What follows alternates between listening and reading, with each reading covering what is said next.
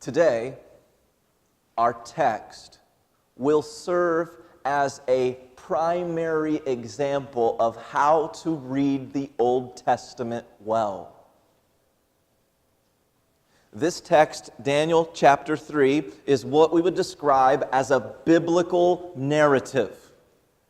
What you might think of by default as a Sunday school story. Shadrach, Meshach, and Abednego, the fiery furnace. And if we're not careful, you may become guilty of what we call moralizing the Scriptures. Now let me pause for a minute and unpack what that means. What's it mean to moralize the Scripture, and why is that so bad? Why is that something that you should seek not to do? To moralize the Scripture is to draw one or more morals from a preaching text that's contrary to the author's original intent. And that's the danger. So it's preaching from the Bible something that the Bible in that particular text is not trying to teach. Your conclusions may or may not be wrong moral conclusions, but that's not the problem. The problem is when you've ignored authorial intent. And you've set aside what the author wanted you to understand for something less, something that he likely did not intend for you to understand. Let me give you an example from our text in Daniel 3. Let's suppose that I were to preach this message, Daniel chapter 3, with this emphasis. Daniel chapter 3 reminds us the importance of having good friends. Can I get an amen? Now, on some level, you could say amen. Because the Scriptures certainly teach us that it's really, really important to choose your friends carefully. In fact, Proverbs 13:20 says the following. He that walks with wise men will be wise, but a companion of fools shall be, say it with me, destroyed. So, is it a big deal what type of friends you choose? Yes, and that's for youth, and that's also for adults. Be careful the company you keep. That's not the point of Daniel 3. And there's no way to look at the text honestly and to say that that's what Daniel wants you to remember. That would be moralizing the text. So as we work through Daniel 3, my desire is to model for you an ideal reading and application of an Old Testament narrative. Now, here's why I think this is so pertinent. What I'm about to show you, every parent who takes seriously your responsibility to teach your children the Scriptures, let me repeat that, your responsibility to teach your children the Scriptures. Every parent that takes that seriously will need to equip themselves with an appropriate understanding of how to read Scripture, how to listen to Scripture and pass that along orally to their children. And I'd like to provide you what I believe is an ideal way of reading. Here's the main point. When you are reading or listening, when you're reading or listening to an Old Testament narrative, careful Bible students should work through 3 levels of reading. Now, I believe I can defend all of this biblically. Level 1, a historical reading. Level 2, a gospel reading. And then and only then, level 3, a personal reading. And here's what I'm suggesting to you in many of our well-intended devotionals. What do we primarily jump to? Level 3, without considering level 1 or level 2. Now, again, Daniel 3 will serve as a test case. How would this manifest itself in your own understanding of classic biblical narratives, Sunday school stories, biblical history? Here's what I want you to see this morning, and it's part of our series. The book of Daniel is so much more than a fiery furnace. It's so much more than that. And my prayer is that through the Holy Spirit's help, you will rejoice in that this morning. But we're going to need the Lord's help. Will you join me in prayer? Father, may this not be an exercise of tradition. May it not be an academic lecture. And it will be that unless your Spirit, by your grace, move. So I pray, Father, that the Spirit would move upon me to help me communicate the Word with passion and clarity in a way that grabs attention and yet penetrates the heart. I can't do that. I'm not good enough. But your Spirit is mighty and able. I pray and ask these things in Jesus' name. Amen. When reading an Old Testament narrative, the first thing you must do, you might want to write this down. I say that tongue-in-cheek. The first thing you must do, you actually must read the narrative. You must listen to the story. So that's what we're going to begin. So let's look at the very beginning of the story. Either just listen or follow along in your own Bible. It's a very interesting story, and I think it'll be a blessing to your heart. Let's start in verse 1. King Nebuchadnezzar made an image of gold, whose height was 90 feet, 60 cubits. And he set it up in the plain of Dura in the province of Babylon. Now, just so that you have a good feel of this, the plain of Dura would be in location to Babylon, similar to Fishers or Avon with reference to Indianapolis. So this large statue, this golden statue, that was either a statue of Nebuchadnezzar himself or a statue of the Babylonian god Marduk. This statue was constructed in a suburb, a province, so that there could be a big reveal, a big shindig where all the fancy and powerful and influential people gathered.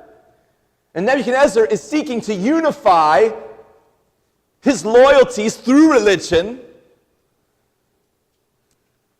So notice verse 2. Nebuchadnezzar sent together, and instead of reading all the various descriptions of the people that he invites, here's the summary. Everybody who's anybody comes. They're coming to the dedication of the image that King Nebuchadnezzar has set up. Now jump with me to verse 4. The herald cries aloud. It's an official proclamation. You are commanded, O peoples and nations and languages, that when you hear the sound, and in summary, the sound of the band, you are to fall down and worship the golden image that King Nebuchadnezzar has set up. And whoever does not fall down and worship, when they hear the sound, they shall be immediately cast into a burning fiery furnace. The very furnace which burnt the brick that was used to construct the base of this ginormous idol will now be turned into a tool of intimidation and punishment for all who dare defy King Nebuchadnezzar. Now the stage is set for our crisis. Verse 7. Therefore, as soon as the peoples heard the sound of the band playing, all the peoples, all the nations, all the languages fell down and worshiped the golden image that King Nebuchadnezzar has set up. Now, I'm going to have you jump to verse 12, but there is a constituency of political figures who are very jealous of Shadrach, Meshach, and Abednego. Why are they jealous? Well, in chapter 1, these men were promoted, and in chapter 2, these men were promoted. And oftentimes in the workplace, we are envious or jealous when others, not named ourselves, receive raises or promotions. Now, these certain politicians, these Chaldean magi, they noticed that Shadrach, Meshach, and Abednego did not bow. The king did not notice it. He was too busy bowing himself. They rat out Shadrach, Meshach, and Abednego, not because they care that much about the king and his religion and his ego trip, but they're eager for replacing Shadrach, Meshach, and Abednego. They long in their jealous, bitter hearts to see these men torn down. Notice you can sense the jealousy and bitterness in their words. Verse 12. There are certain Jews who you have appointed over the affairs of the province of Babylon. Shadrach, Meshach, and Abednego. These men, O king, have not regarded your words. They do not serve your gods or worship the golden image that you have set up. Now, as we saw in chapter 2, it doesn't take much for Nebuchadnezzar to flip a lid. He becomes irate. How dare someone defy me? Verse 13 records his fury. Then Nebuchadnezzar, in furious rage, commands Shadrach, Meshach, and Abednego be brought. So they're brought before the king. Verse 14, here's what he says. Is it true, O Shadrach, Meshach, and Abednego, that you do not serve my gods or worship the golden image that I have set up? Now, if when you hear the sound of the band playing, if you at that moment do not fall down and worship the image that I've made, you will be immediately cast into the burning fiery furnace. Now, I skipped over a portion. He says, if you will bow down, well and good, well and good. But if you do not worship, you will be immediately cast into the burning fiery furnace. Now, if you're the type that's willing to mark in your Bible, the next phrase, I believe, is the intended focus of the chapter. Now, we have to pause for a minute and unpack the context. What happened in chapter 1? The Hebrew exiles chose a different diet to honor their God, Yahweh, and Yahweh, in His sovereign power, showed that true flourishing comes from Yahweh. And He allowed these young men to grow physically and intellectually and socially, exponentially in comparison to the others. What happened in chapter 2? Nebuchadnezzar has a bad dream. Nobody can come up with the dream that he had or interpret it, and so he orders them all to be killed. In steps Daniel. Daniel says, we can do it. He and the three, they go to their room, they pray. God that night gives Daniel the dream and the interpretation. They come before the king, they tell the king the dream and the interpretation. Daniel is promoted. The three exiles are promoted. Shadrach, Meshach, and Abednego, they're made head of all the provinces. Now watch this. What happened in chapter 2? Another way of putting it is this. Yahweh shows that He's not only sovereign over human flourishing, He's sovereign through the dream over kingdoms and kings. Ultimately, one day He will set up His own kingdom, and there will be no end to that kingdom through the rock that becomes the mountain, His Son. Here's what I believe is happening in chapter 3. Nebuchadnezzar has had his fill of the Hebrew God.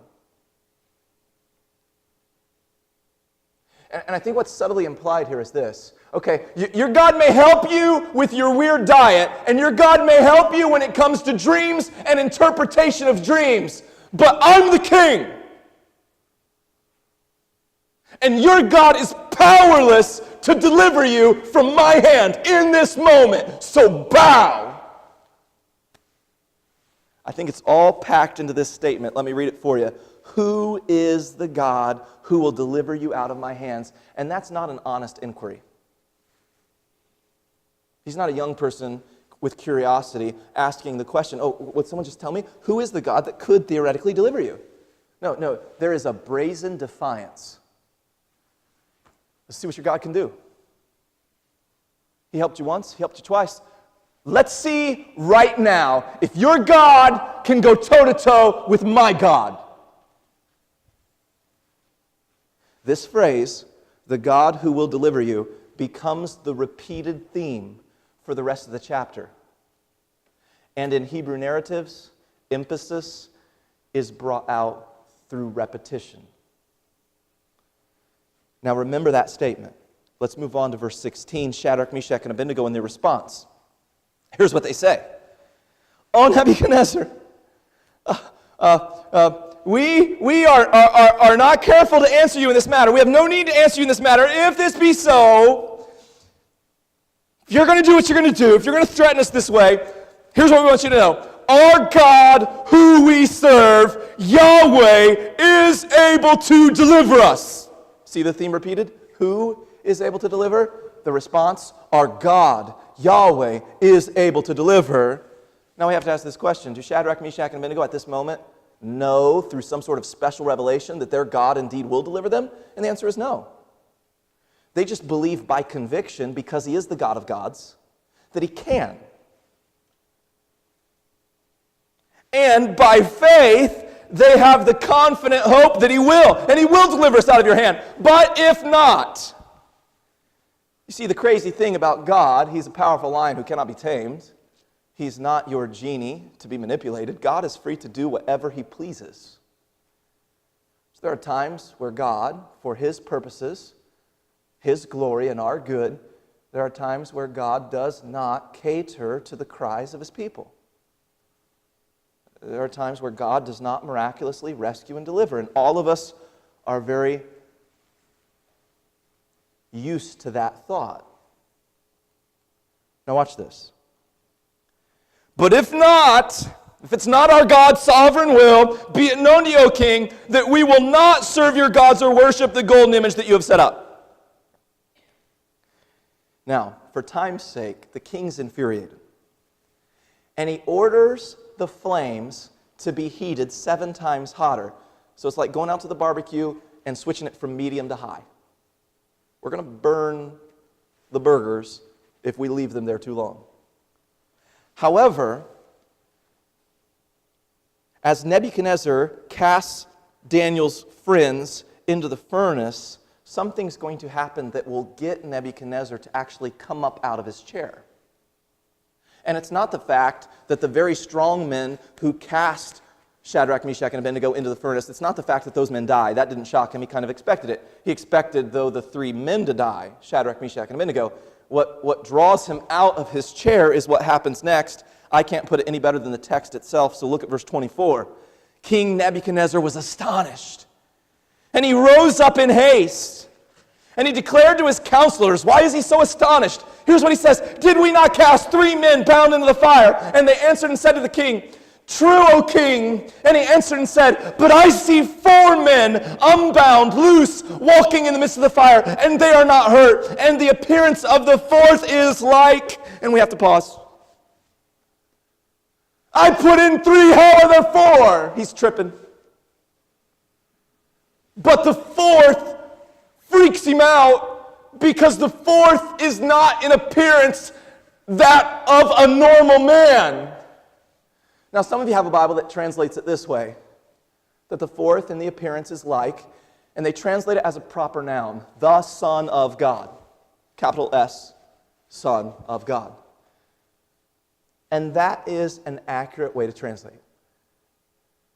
Some of you have a Bible that translates it this way. The 4th was like in appearance a son, little s, of the gods, lowercase g. And I want you to know that that's also an accurate way to translate it.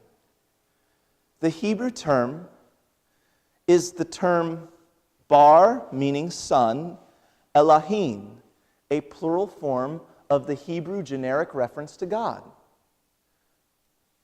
The difference in translation is simply human interpretation, and I have to help you with this.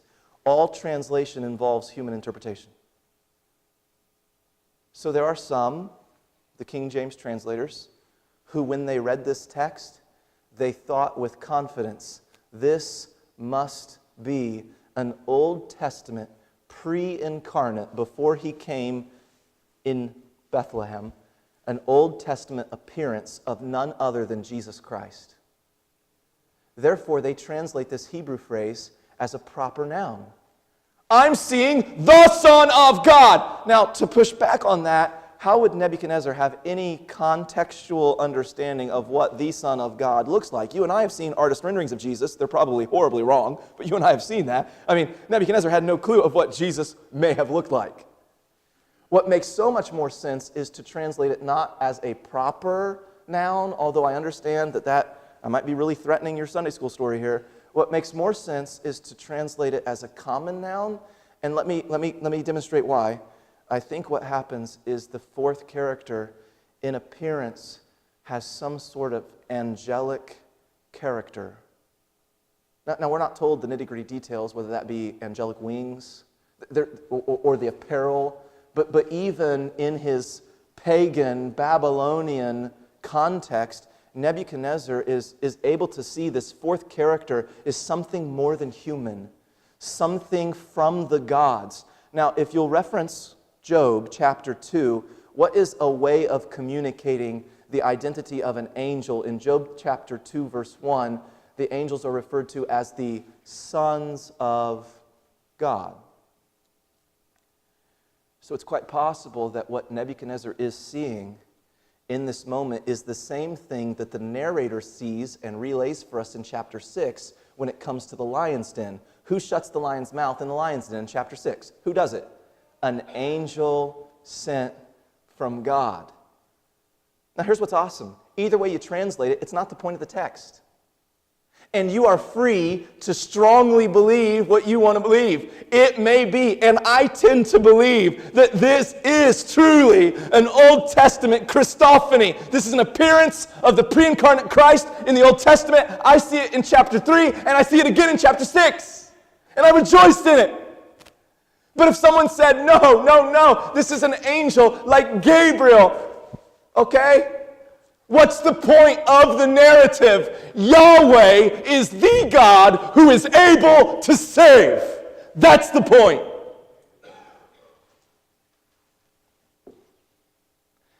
Now let's move on to verse 27. The princes, the governors, the captains, the king's counselors, they gathered and saw that the fire had not power over any of the bodies of the men, and the hair of their heads was not singed, and their coats, their cloaks were not harmed, and there's no smell of fire or smoke that's upon them.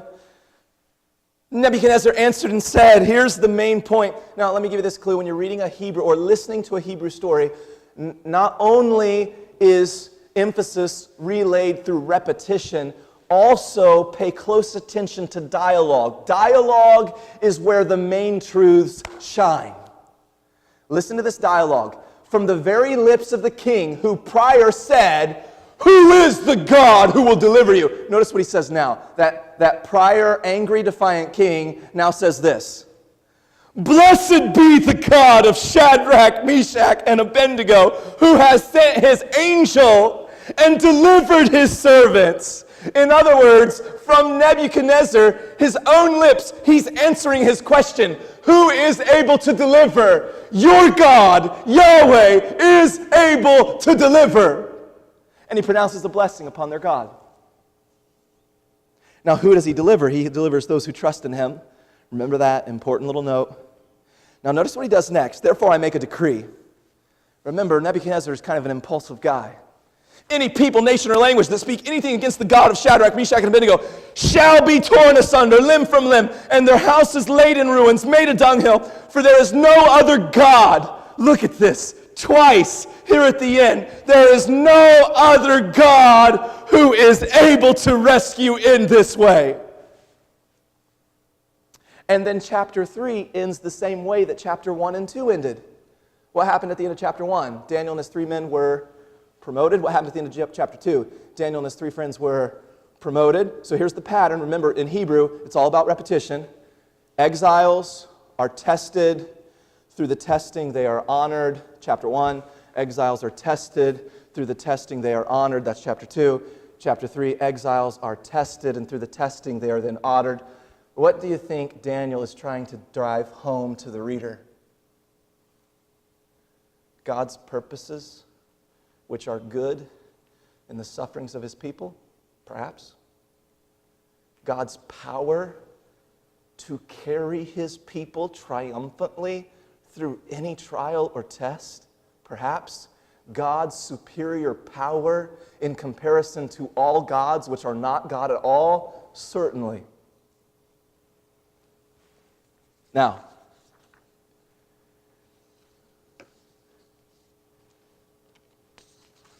for a moment, since our reading is completed, let's get back to the premise of my sermon. How do you read this well?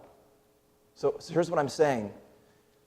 Mom, you sat down with your children and you read a children's Bible and you read the version of the Bible narrative, the Bible story, the Bible history. You read it to your children because you want the Word of God in your children's hearts.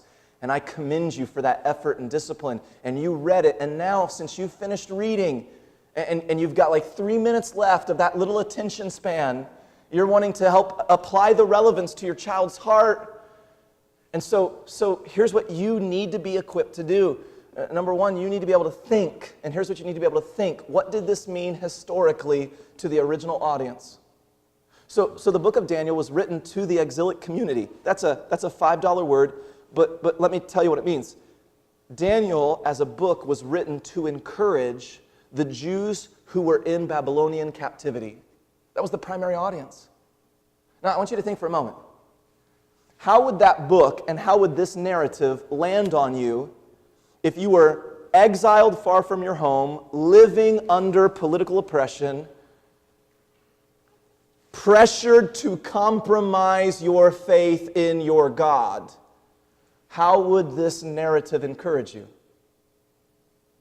As you contemplate that, you are doing a historical reading. A historical reading seeks to understand what the text meant to the original audience.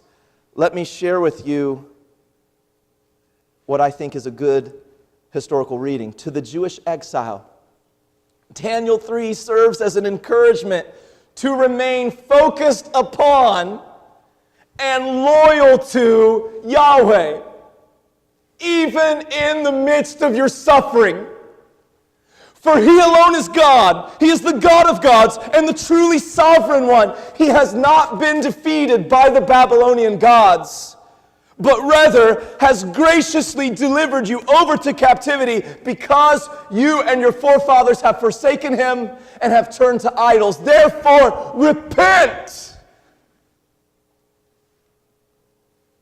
and be loyal and be faithful to your God. That's how those exiles would have drank in this narrative. In addition, they'd likely learned that God uses trials and testings as a means of bringing honor and increasing fruitfulness with reference to His people. Sounds a whole lot like the New Testament perspective of James. Brethren, count it all joy when you fall into various temptations, knowing what? That the trying of your faith works patience, and let patience have her perfect work, so that you may be perfect and entire, wanting nothing. So the New Testament admonition is this: God is sovereign over all things, and the very things that you would like to get rid of in your life today, God is at work for good through them to mold you into the image of His Son, which is the greatest thing He could ever do for you. Therefore, take heart. Therefore, be encouraged. Therefore, don't quit. Therefore, look up with hope. He is able, and He will deliver you. All right, level 2. A level 2 reading is to look back at the text, but now I'm going to look back with New Testament eyes. Now, I want you to see that the Bible actually demands that we read the Old Testament this way. To only read the Old Testament historically is to not read the Old Testament well. Now, to prove that to you, let me unpack what this gospel reading is. The gospel reading is identifying the way in which the text you're looking at establishes patterns that ultimately point to Jesus. If you're not doing this, this is the entire reason that we have recently changed our entire children's Sunday school curriculum. The current children's Sunday school curriculum within our children's Sunday schools distinctly focuses on making these gospel connections. How does the Old Testament point to Jesus? Because if you're reading the Old Testament and missing it, you're missing everything. You say, well, you go too far. I don't think I go too far. Look at what Jesus did after the resurrection. Look how He taught and molded His disciples. He's on the road to Emmaus, and notice what Jesus is doing. They don't know it's Jesus yet, but notice what Jesus is doing. Beginning at Moses, beginning with the Torah, then moving to the prophets, the Nebiim, He expounded to them in all the Scriptures, all the Old Testament. What did Jesus expound to the disciples on the road to Emmaus after the resurrection?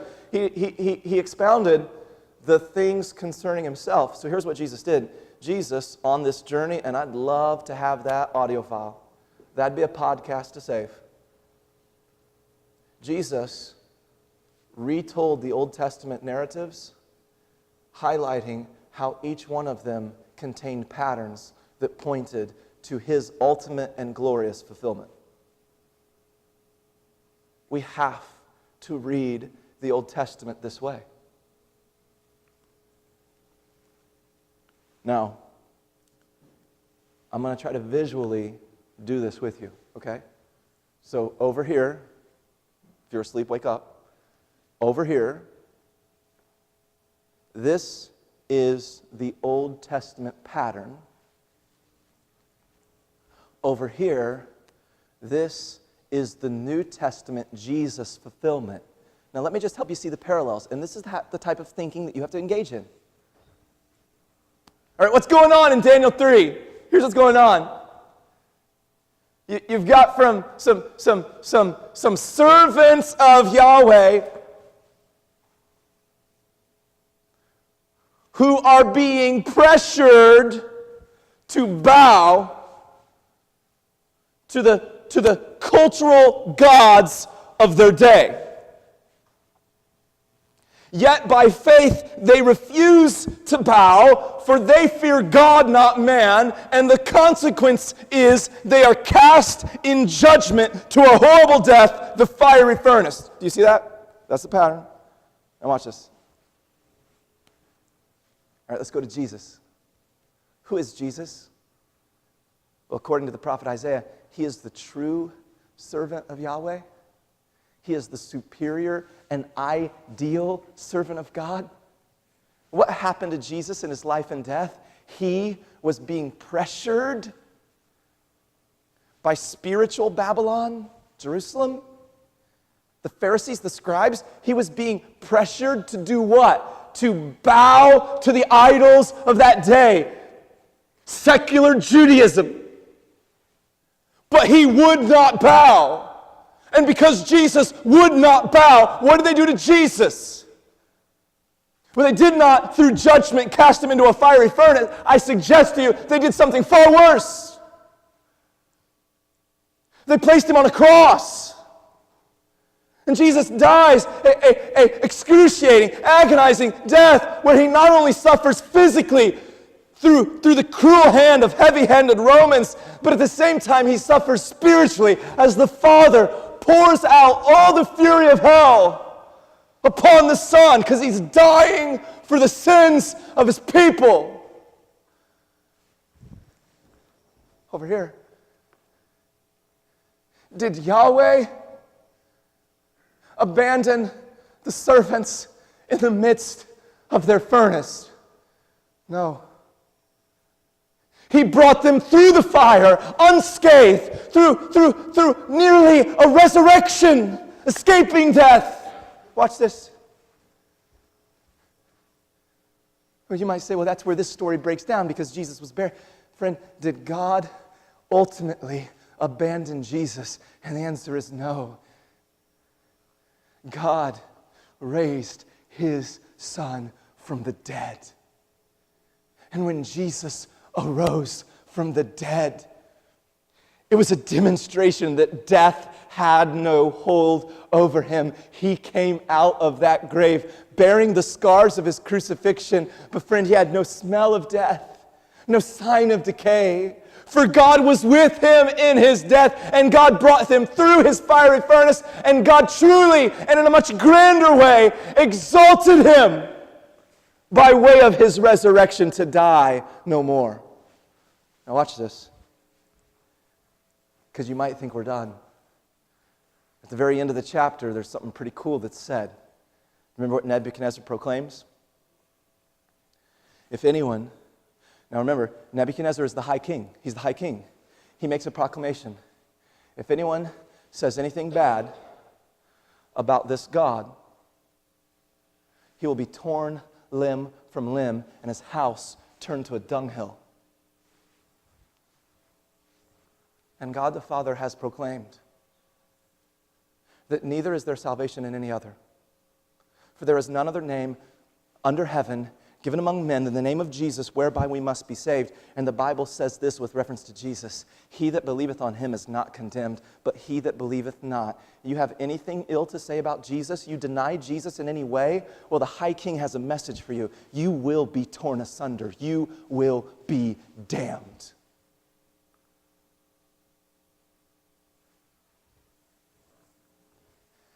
Do you see the patterns that point to and find their truest fulfillment in Jesus? Now, I want to take you to level 3. To help you see level 3, we're going to use Peter. Notice what he says here.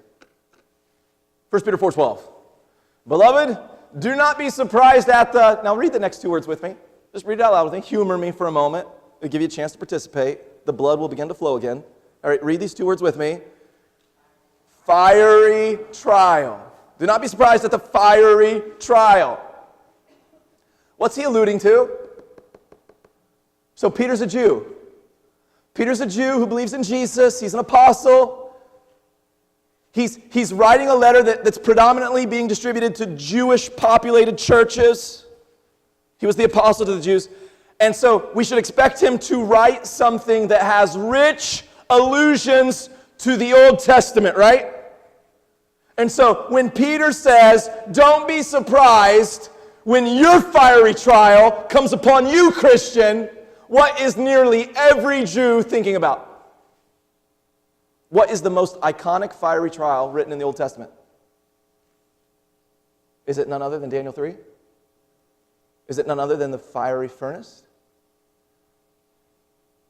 Is Peter not now taking us to level 3? Where we do a personal reading?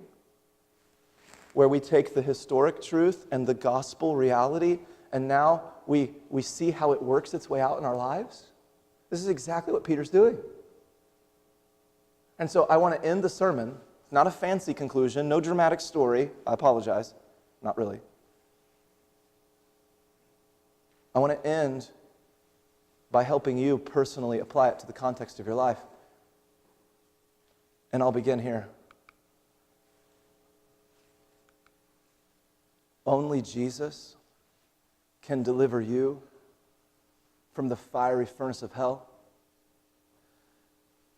Therefore, you must trust in Jesus. You must fear above all individuals the resurrected Jesus. You must place your faith in, above all peoples, the resurrected Jesus, who is able to deliver you. There's only one, and it is Yahweh's Son, Jesus. Believe on him, lest you be damned. Run to him so that you will be delivered, and if you do believe on him, rejoice. You have nothing to fear. How about this? God alone is the source of flourishing. Therefore, I should seek to fear and place faith supremely in him. Right? Who has all power? Jesus. Who, with one thought, can cause you to prosper in ways that you could not fathom? Jesus. Now, you have to have a Shadrach, Meshach, and Abednego perspective. It's all according to his pleasure. So if he wills, none can stop him. But if he doesn't will, whatever he does will. I don't think I could say that again if I tried. Therefore, should I not fear him more than the pressures of my corporate environment? Should I not fear him more than the opinions of my relatives and friends? Should I not fear him more than a spouse or any loved one? And the answer is yes, because Jesus alone causes me to flourish. Jesus alone can meet my needs. Jesus alone can satisfy. Are you feeling that? Are you feeling that? You ought exalt Jesus. Final. Some of you today are going through fiery trials. Don't be surprised. This is part of what you signed up for when you decided to follow Jesus. And he didn't false advertise. A preacher may have false advertised you, but Jesus didn't false advertise. If any man will come after me, let him deny himself and take up his cross and follow me. Whoever will save his life will lose it, but whoever will lose his life for my sake will find it. He said, if the world hated me, it will hate you. Do not be surprised. So instead, have this mindset. Every fiery trial you face, there is a fourth man with you. Jesus. He does not abandon his children, but he walks with his children as the good shepherd through the valley of the shadow of death. Therefore, fear no evil, because he is with you.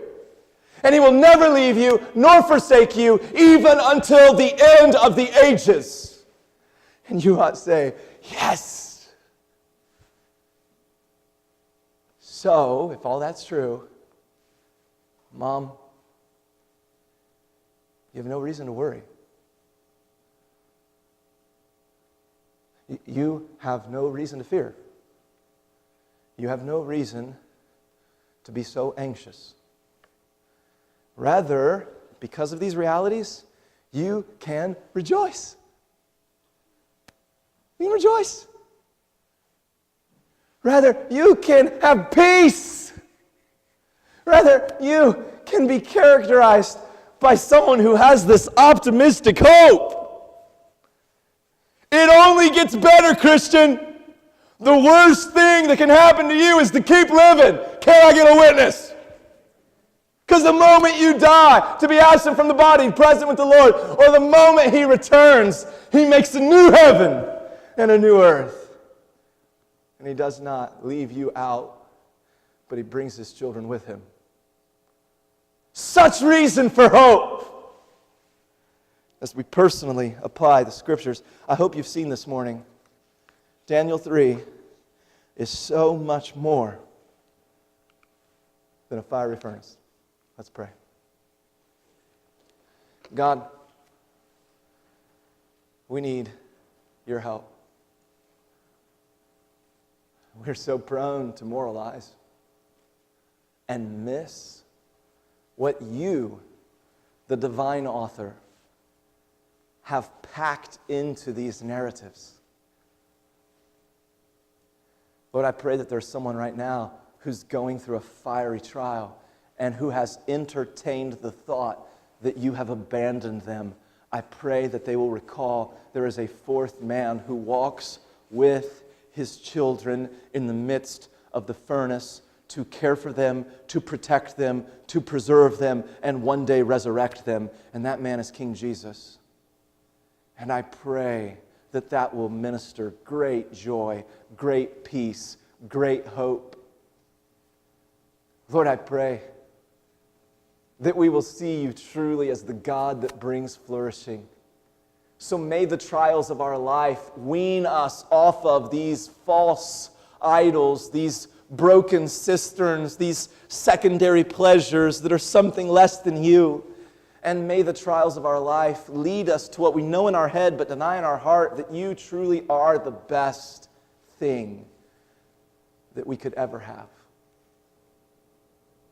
Grant us joy in the midst of our trials.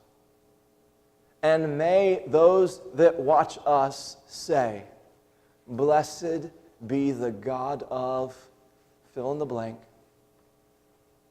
who is able to deliver those who trust in him.